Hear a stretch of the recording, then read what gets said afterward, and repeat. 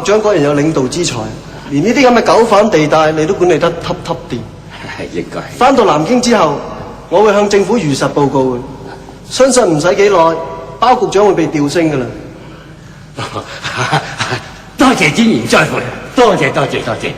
係啦，專員啊，在下咧特登訂咗酒席為專員你洗塵嘅。何必使埋啲咁多錢呢？應該嘅嚇。請啊！咪住。阿專員咩事？為咗發揮呢個公平公正嘅原則，我循例都要問下啲犯人，睇佢冇咩不滿嘅。係嘅。隨便啦。嗱，你哋都聽到專員所講噶啦。若果有咩唔滿意，即管出聲，專員會公正公平咁處理，為你哋主持公道。喂，你哋好珍惜呢個機會啊！即管出聲啊！專員啊，咩事呢？如果我哋投訴啊，係咪真係會得到公正公平嘅對待啊？當然啦。咁專員可唔可以保證我哋唔被秋後算賬啊？呢個絕對唔會。喂，你冇嘢投訴就唔好出聲。喂，你知唔知道專員嘅時間好寶貴㗎？專員，我有投訴，我都有嘢投訴。你兩個有咩投訴啊？我投訴呢度伙食太曳，根本都唔係人食嘅。係啊，好難食嗰啲嘢。咪嘈！你哋而家嚟坐監㗎，唔係嚟享福，使唔使餐餐食九大簋？專員啊，啲犯人呢啲事係吹毛求疵，可以不理。我仲有嘢投訴。我投訴佢哋咧，未經審查就將我哋困住，然之後敲詐我哋啲保釋金啊！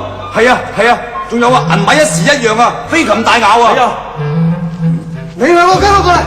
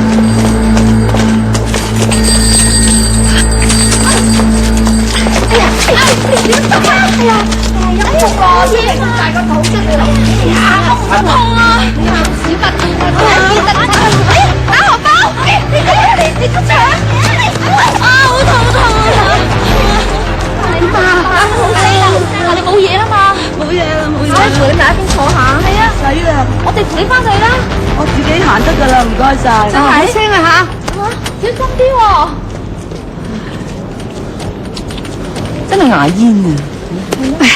頭先真係唔該你哋啦。唔使客氣。不過省城啲扒手真係猖狂啊！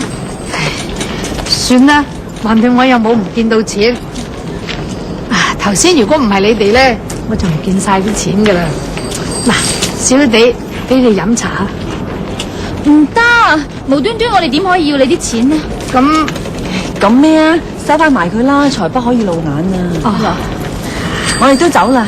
咁真係多謝晒你哋喎！再見，再見，小心啲啦！再見啦嚇！